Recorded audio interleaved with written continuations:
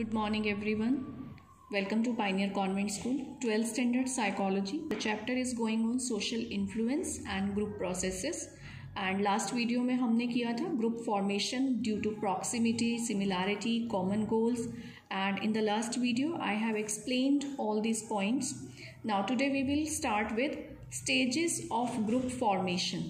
अब जो ये stages of group formation है, ऐसा तो नहीं है ना कि हम किसी से मिले और उसी टाइम हमारा ग्रुप बन गया।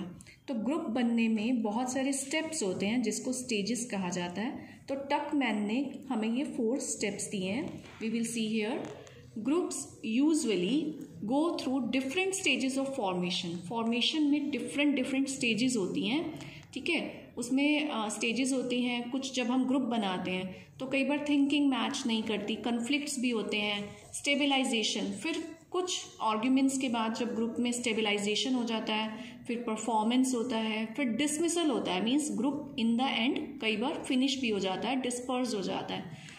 टकमैन ने कहा that groups pass through 5 developmental sequences. टकमैन के अकॉर्डिंग जो ग्रुप का फॉर्मेशन है वो 5 डेवलपमेंटल स्टेजेस को क्रॉस करता है। These are forming, storming, norming, performing and adjourning. So forming stage says when group members first meet, जब वो पहली बार ग्रुप के मेंबर मिलते हैं, there is a great deal of uncertainty. तो बहुत ज़्यादा अनसर्टेनिटी होती है। मीन्स कुछ फिक्स नहीं होता कि ग्रुप बनेगा या ग्रुप नहीं बनेगा। फर्स्ट मीटिंग में ये डिसाइड नहीं हो पाता है, तो बहुत अनसर्टेनिटी होती है। People try to know each other, वो एक दूसरे को जानने की कोशिश करते हैं, एंड असेस, और वो ये जानने की ट्राई करते हैं whether they will fit in, कि वो 2 लोग 4 लोग या वो जितने भी लोग हैं क्या वो फिट इन हो पाएंगे, मीन्स एक ग्रुप में फिट हो सकेंगे वो। तो क्या चेक होता है फॉर्मिंग में? Trying to know each other. सबसे पहले तो वो एक दूसरे को जानते हैं, एक दूसरे का behaviour, nature, likes, dislikes, attitude, thinking, ये सब जानने की ट्राई करते हैं। नेचुरली जब हम किसी को पहले जानेंगे तभी हमें पता चलेगा ना कि हमारे लिए ये पर्सन कंपैटिबल है या नहीं है। एक्साइटमेंट भी होती है जब ग्रुप फॉर्म होता है, तो बहुत एक्साइटेड होते हैं हम न्यू मीटिंग्स को लेके कि नए लोगों से मिलना है, न्यू गोल्स डिसाइड होंगे, कुछ नया करने को मिलेगा, कुछ नया सीखने को मिलेगा। तो जब भी ग्रुप फॉर्मेशन होती है तो उसमें कुछ पार्ट एक्साइटमेंट भी होता है, एप्रीहेंशंस भी होते हैं। एप्रीहेंशन मीन्स फियर्स भी होते हैं कि हम सोचते हैं पता नहीं ये सक्सेसफुल होगा या नहीं होगा, कैसे लोग होंगे, अंडरस्टैंडिंग हो पाएगी कि नहीं हो पाएगी, हमारी जो थिंकिंग है उसको प्रॉपर जो ड्यू रिस्पेक्ट है वो मिलनी चाहिए, वो मिलेगी कि नहीं मिलेगी, हमारा गोल अचीव हो पाएगा कि नहीं हो पाएगा। तो कुछ एक्साइटमेंट होती है, एप्रीहेंशंस होते हैं, और गोल सेटिंग होती है फर्स्ट ऑफ ऑल। तो जब भी ग्रुप फॉर्म होगा तो पहले गोल्स डिसाइड किए जाएंगे कि किस गोल को अचीव करने के लिए ग्रुप बन रहा है। फॉर एग्जांपल अगर स्कूल में कोई हमारा एनुअल फंक्शन है तो वहाँ पे जब ग्रुप बनेगा, फॉर एग्जांपल हमने एक डेकोरेशन टीम बना दी, हमने एक वेलकमिंग टीम बनाई है, तो फिर उनका गोल सेटिंग होगा, उनको गोल्स दिए जाएंगे कि आपने कहाँ कहाँ पे डेकोरेशन करना है, आपके डेकोरेशन का क्या बजट होना चाहिए, आपके डेकोरेशन की क्या ड्यूरेबिलिटी होनी चाहिए, कि कब तक ये डेकोरेशन हमारी चलनी चाहिए। Such kind of goals are set in the forming time. Second हो जाता है storming. There is a stage of intra group conflict about how the target of the group is to be achieved. मतलब जब एक group form हो गया, हमारा goal set हो गया, तो उसके बाद डिस्कशन स्टार्ट होंगी। जब डिस्कशन होंगी तो ऐसा तो है नहीं कि जो आपने कह दिया उसे सब मान जाएंगे या जो मैंने कह दिया उसको सब मान जाएंगे।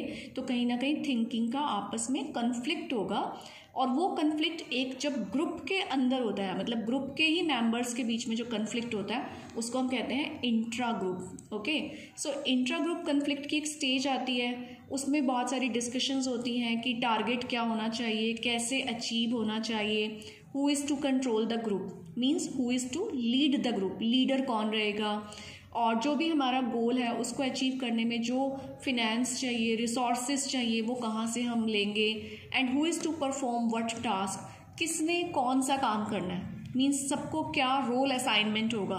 तो वो सारा होता है स्टॉर्मिंग। एक्चुअली स्टॉर्मिंग का मीनिंग होता है थिंकिंग। जब हम सोचते हैं किसी टॉपिक के ऊपर, जब हमारा माइंड उस टॉपिक के ऊपर डिफरेंट व्यूज़ देता है, तो उसको हम कहते हैं स्टॉर्मिंग।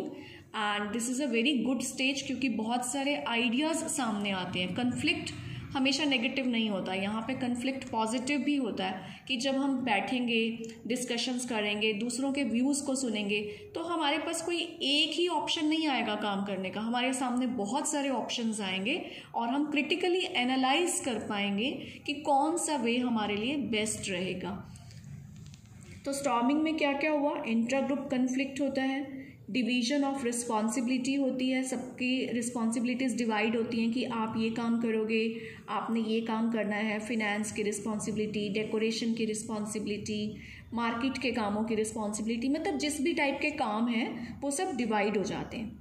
तो जब गोल सेट हो गया, डिवीजन ऑफ रिस्पॉन्सिबिलिटी हो गई, तो एक हिरार्की ऑफ लीडरशिप डेवलप हो जाती है, मतलब कि पता चल जाता है ग्रुप का लीडर कौन है, फर्स्ट नंबर पे, सेकंड नंबर, थर्ड नंबर, और कैसे हमने अपने टीम मेंबर से काम लेना है, वो सब यहाँ पे स्टॉर्मिंग में डिसाइड हो जाता है। नेक्स्ट स्टेप होगा नॉर्मिंग। नॉर्मिंग नेम से ही क्लियर है, नॉर्म का मतलब क्या होता है, रूल्स एंड रेगुलेशंस। जब हम मतलब कि ग्रुप बनाएंगे तो हम कुछ रूल्स भी तो बनाएंगे ना, जैसे कोई सोसाइटी है तो उसमें कुछ रूल्स होते हैं और वो अनसेड रूल होते हैं, कहीं पे कोई रिटर्न नहीं होता है और कोई मतलब कंपल्शन नहीं होती है, बट बेसिक अंडरस्टैंडिंग के बेस पे कुछ रूल सेट किए जाते हैं। Storming stage is followed by another stage known as norming, means group rules making. Group members by this time, इस टाइम ग्रुप मेंबर क्या करते हैं, डेवलप नॉर्म्स, वो नॉर्म्स को डेवलप करते हैं रिलेटेड टू ग्रुप बिहेवियर, कि ग्रुप में कैसा बिहेव होना चाहिए। This leads to the development of a positive group identity, और अगर नॉर्म्स बनेंगे, नॉर्म्स को फॉलो किया जाएगा तो ग्रुप में एक पॉजिटिव आइडेंटिटी डेवलप हो जाएगी। सेम है नॉर्म्स रिलेटेड ग्रुप बिहेवियर की, ग्रुप्स में कैसा बिहेवियर होना चाहिए, किसको कैसे वर्क करना चाहिए, कैसे फॉलो करना चाहिए, लीडर की बात को सुनना चाहिए, ये सारे नॉर्म्स होते हैं। वैसे तो ये सारे अनसेड और अनरिटन रूल्स होते हैं, ये आपकी कॉमन सेंस पे डिपेंड करते हैं, बट कभी कभी नॉर्म्स डिक्लेयर भी किए जाते हैं कि इस फंक्शन को हमने इस वे में करना है, इतने टाइम के बाद हमें सेकेंड फंक्शन स्टार्ट करना है, तो कुछ रूल्स अनसेड और कुछ रूल्स डिक्लेयर्ड भी होते हैं। नेक्स्ट हो जाता है हमारा परफॉर्मिंग। अब यहाँ पे हमारी फॉर्मिंग हो गई है ग्रुप की, intra group conflict and division of responsibility हो गया है, गोल सेट हो चुके हैं, नॉर्म्स बन गए हैं। तो अब नेक्स्ट एक्शन का टाइम आ गया कि जो हमने रूल्स डिसाइड किए हैं, जो गोल डिसाइड किया है, उसको अचीव करने की ट्राई की जाती है सभी ग्रुप मेंबर्स के थ्रू। जब हमारा ये परफॉर्म हो जाता है ग्रुप, तो कुछ स्टेजेस में एक नेक्स्ट स्टेप आता है एडजर्निंग। इसमें क्या होता है, क्योंकि हमारा पर्पस अचीव हो गया, हमारा काम फिनिश हो गया, जिस पर्पस को लेके, जिस गोल को लेके ग्रुप बना था, जब वो गोल ही अचीव हो गया तो group is dismissed, means group is dispersed. For example हम वही एग्जाम्पल ले लेते हैं स्कूल के एनुअल फंक्शन का। जो डेकोरेशन टीम बनी है, जब तक फंक्शन है तब तक वो टीम रहेगी, अब जब फंक्शन ही ख़त्म हो गया तो वो टीम भी डिस्पर्स हो जाएगी और सभी स्टूडेंट्स अलग अलग हो जाएंगे। तो interaction is the important part in forming group structure. तो जो ये ग्रुप स्ट्रक्चर है, ग्रुप फॉर्मेशन है, इसका सबसे इम्पॉर्टेंट बेसिक पॉइंट होता है इंटरेक्शन, मीन्स बात करना। जब हम लोगों से बात करते हैं तभी हमें उनकी नेचर, उनके एटीट्यूड समझ आते हैं, हमें सिमिलैरिटीज़ पता चलती हैं, उनकी थिंकिंग हम सुनते हैं, फिर उसके बेस पे जब हम रूल्स डिसाइड करते हैं वो भी इंटरेक्शन के थ्रू होता है। तो interaction is very important in forming group structure. तो ग्रुप स्ट्रक्चर में 4 एलिमेंट्स होते हैं जो बहुत इंपॉर्टेंट होते हैं, that is roles, norms, status and cohesiveness, और इनको अब हम डिटेल में स्टडी करेंगे। 4 एलिमेंट्स हैं ग्रुप स्ट्रक्चर के। Typical behaviour expected from you, roles में। रोल्स का क्या मतलब होता है कि आप जिस ग्रुप के मेंबर हैं उस ग्रुप में आपसे एक टिपिकल, एक पर्टिकुलर बिहेवियर एक्सपेक्ट किया जाता है। हम एक फैमिली की बात करते हैं, फॉर एग्जांपल एक फैमिली है, तो हस्बैंड से, मेल से मतलब जनरली क्या एक्सपेक्ट किया जाता है कि ये सारे हमारी फैमिली को सपोर्ट करेंगे, फैमिली के क्योंकि वो लीडर हैं तो वो फैमिली को प्रोटेक्ट करेंगे और अर्निंग करेंगे, ठीक है। जो फीमेल होती है उनसे क्या एक्सपेक्ट किया जाता है कि ये पूरा हाउस मैनेज करेंगी, हाउस होल्ड कोर्स करेंगी, और जो बच्चे हैं उनकी केयर करेंगी, उनको स्टडीज़ में हेल्प करेंगी। तो और एक जो बेटा है, सन है, उससे क्या एक्सपेक्ट किया जाता है कि वो अपने सिस्टर को प्रोटेक्ट करेगा। मतलब हर किसी पर्सन का एक रोल डिसाइड होता है ग्रुप स्ट्रक्चर के अंदर। अगर हम किसी ऑर्गेनाइजेशन की बात करें तो वहाँ पे डायरेक्टर के रोल डिफाइन होते हैं, वर्कर्स के रोल डिफाइन होते हैं, इवन कि जो गेट पे वॉचमैन है उसका भी रोल डिफाइन होता है कि उसके क्या फंक्शनिंग और क्या उसका रोल रहेगा। Then second, again the same word is there, norms means rules, कि जो स्टैंडर्ड बिहेवियर होता है एक फिक्स हो जाता है किसी ग्रुप के अंदर कि ये स्टैंडर्ड बिहेवियर रहेगा, इससे डाउन नहीं जाना चाहिए। और ये behaviour this is enforced by the members. Member he decide करते हैं कि कैसा रूल्स होने चाहिए, कैसा बिहेवियर होना चाहिए। और ये जितने भी रूल्स होते हैं दीज आर अनस्पोकन रूल्स, ठीक है। इसका कोई किसी के ऊपर एनफोर्स नहीं किया जाता, ये कॉमन सेंस बेस्ड कुछ नॉर्म्स और रूल्स होते हैं। जैसे कि अगर हम एक फैमिली की बात करें तो ये एक्सपेक्ट किया जाता है कि बड़ों के साथ रिस्पेक्ट से बात की जाएगी, जो घर में ग्रैंड पेरेंट्स हैं उनकी केयर करनी चाहिए। तो कुछ स्टैंडर्ड बिहेवियर होते हैं जिसको फॉलो करने से ग्रुप की स्टेबिलिटी इंक्रीज हो जाती है। नेक्स्ट है status, relative social position, means जिस ग्रुप को हम ज्वाइन करने वाले हैं उस ग्रुप का as compare to other groups क्या पोजीशन है। तो इसमें दो वर्ड यूज हुए हैं, एस्क्राइब्ड और अचीव्ड। एस्क्राइब्ड होता है जब किसी ग्रुप को रिस्पेक्ट मिलती है, स्टेटस मिलता है बिकॉज ऑफ सीनियरिटी। यहाँ पे एक सिंसियरिटी वर्ड लिखा गया, दिस इज रॉन्ग, यहाँ पे वर्ड आएगा सीनियरिटी, तो आप करेक्ट कर लीजिएगा कि सिर्फ सीनियरिटी की वजह से जब किसी को रिस्पेक्ट मिलने लगती है तो उसे कहते हैं एस्क्राइब्ड ग्रुप। आपने बहुत सारे ऑर्गेनाइजेशन में देखा होगा कि बहुत सारे वर्कर्स ऐसे होते हैं जिनकी एज ज़्यादा है, जिनके कंपनी में वर्किंग ईयर्स ज़्यादा है, तो उनको उसके अकॉर्डिंग एक रिस्पेक्ट मिलने लग जाती है, चाहे उनमें आपसे कम क्वालिटीज़ हों या आपके इक्वल क्वालिटी नहीं है सपोज, लेकिन फिर भी उनको वो रिस्पेक्ट मिलती है, तो that is called ascribed group. एक होता है अचीव्ड, ये वो ग्रुप होता है जिसने रिस्पेक्ट को गेन किया होता है बाय हार्ड वर्क और बाय देयर एक्सपर्टीज। तो ऐसे ग्रुप को बनने में थोड़ा टाइम लगता है क्योंकि हार्ड वर्क और एक्सपर्टीज के रिजल्ट आने में थोड़ा टाइम लगता है। तो नॉर्मली हम स्टेटस के लिए भी ऐसे ग्रुप को ज्वाइन करते हैं जिसका ऑलरेडी कोई स्टेटस हो, ताकि उनके साथ जुड़ के हमें भी वो स्टेटस मिल जाए। नेक्स्ट एलिमेंट है ग्रुप कंस्ट्रक्शन का, ग्रुप स्ट्रक्चर का, कोहेसिवनेस। कोहेसिवनेस का मतलब होता है टुगेदरनेस, कि जब दो चीज़ें एक साथ हों, मीन्स उनके अंदर कंपेटिबिलिटी बहुत ज़्यादा है, एक दूसरे की थिंकिंग के लिए रिस्पेक्ट बहुत ज़्यादा हो, जहाँ पे उसे हम कोहेसिवनेस कहते हैं। Mutual attraction, members feel for each other, जो मेंबर्स होते हैं वो एक दूसरे के लिए म्यूचुअल अट्रैक्शन और रिस्पेक्ट फील करते हैं।